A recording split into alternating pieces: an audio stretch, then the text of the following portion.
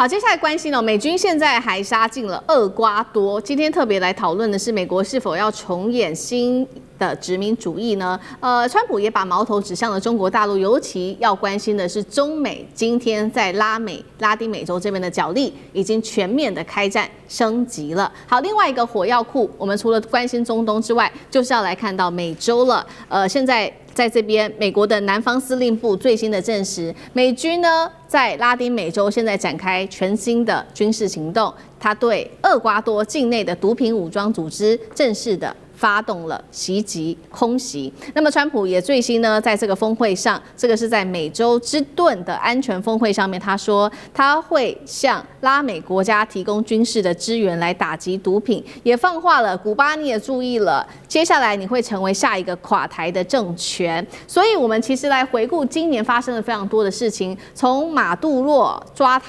马杜洛到轰炸厄瓜多，现在又点名古巴，一系列都是用军事行动要把整个拉丁美洲，川普希望能够划分到自己的势力范围内吗？这是否回到了当初19世纪的新殖民主义丛林法则？吕舰长怎么看？其实我们现在看，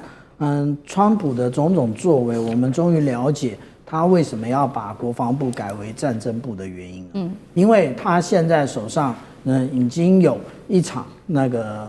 已经结束的，就是有关于委内瑞拉马杜洛的这个事件，正在进行中的就是伊朗。那未来是不是还有古巴呢？我们节目2个礼拜之前就已经提醒过大家了，随时回头，而且他怎么回头，大家想都没想到，他竟然把这个准备要除役的尼米兹号，然后派往第4舰队，也就是南方司令部，他准备要开始用大家认为尼米兹号已经扣掉了，不算了，他竟然要用啊！那也就是说，我们看到他说，他现在这样部署，然后呢，他部署完之后，但是呢，他不是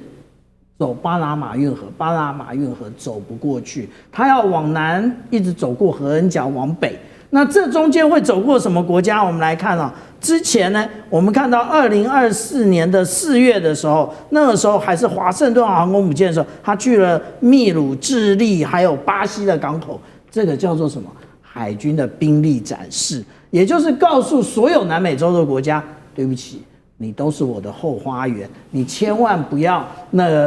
搞到跟马杜洛一样的下场。而且这件事情大家不要怀疑啊。之前我们就曾经讲过，说美国军方的文件其实他们驻这个加勒比海地区要到2028年，为什么到2028年？如果说是这个委内瑞拉的情势已经缓和之后，这一个部署更久的硫磺岛号，它从去年7月开始部署，它应该也要返国了吧？它没有返国，它还在加勒比海，为什么？因为他现在看来，他就是要等尼米兹号，等到尼米兹号的时候，他们又要一起合围这个古巴，所以古巴现在岌岌可危。那如果是这样的话其实更像是一个炮舰外交。那这个炮舰外交呢，其实很符合战争部的说法，但是是真的符合所谓的国际法以及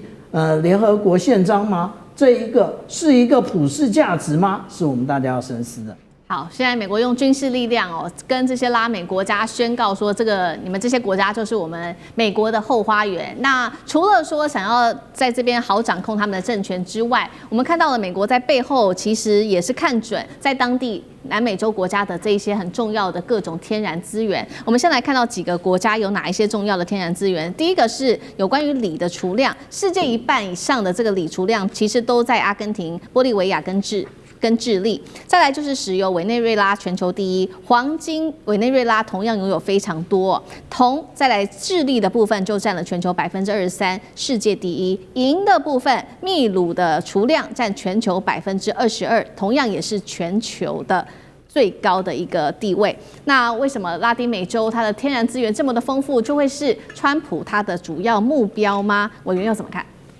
当然，天然资源可能是川普的这个主要目标但是这里面战略的一个竞争更加的重要。是，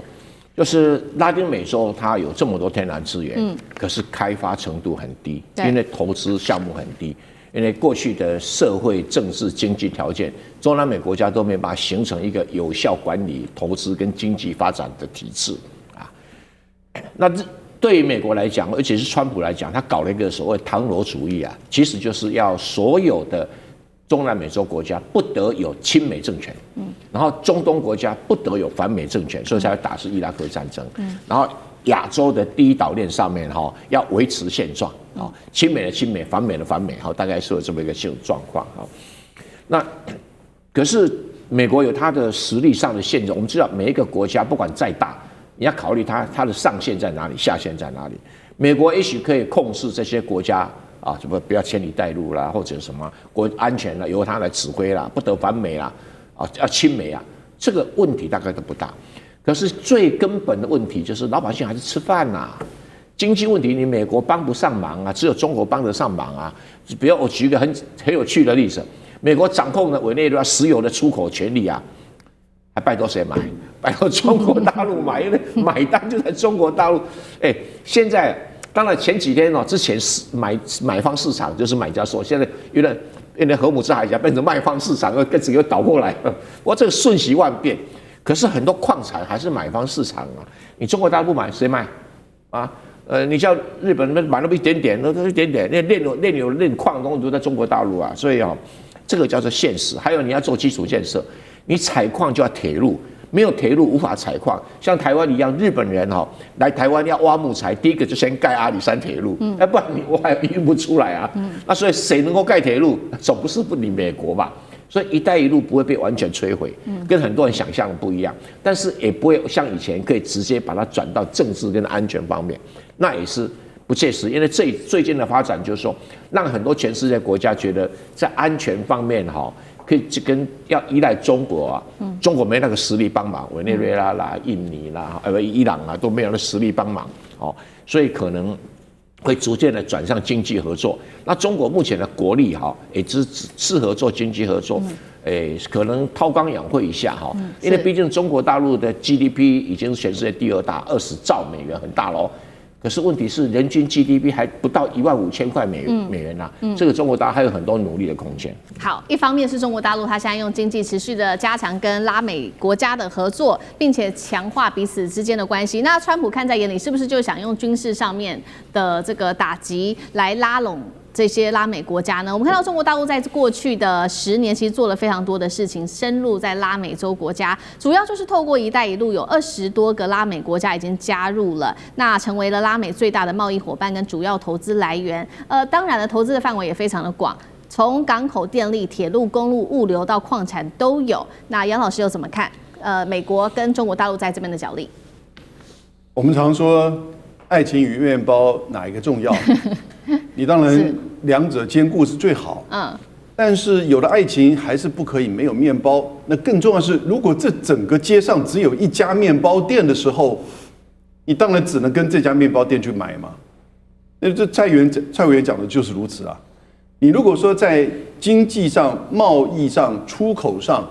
制造业上、投资上，它主要都来自于中国大陆，而进一步的帮你在“一带一路”上做了更多的这些物流啊，然后呢相关的这些投资基础建设，其实你还是要跟这家面包店去买啊。尽管你的爱情告诉你，你应该多喝点牛奶，你应该少买点面包，但是这个川普的想法也有他的影响力啦，因为美洲之盾其实不只是在反毒，他也在政治、经济跟军事上想要去更进一步渗透到、掌控到整个中南美洲。那不过美国这里一个前提是你了解它的内容，他不会自己派军队去打，他最多是提供飞弹，也就要求各国要用军队的力量去这个反毒。可是呢，在这过程当中，美国的军事力量就会深入到各国，那这个在军事政治上就会加控影响。可是经济上的效益会是如何呢？因为他没有办法去，比如说攻击港口、攻击铁路、公路，然后呢，或者是说要求大家不要跟中国进行贸易，因为美国的替代基本上这个大概短期之内是看不到的，除了资金，而美国的资金其实又讲求这个投资的这个效益，不会去长久的去低利去或者是无息的去投资任何东西，所以到最后啊，你还是要到那家面包店去买面包的啦。如果你要生存的话，如果面包代表的就是经济，那你经济不管是你自己本身国家，还是人民，还是民生上面。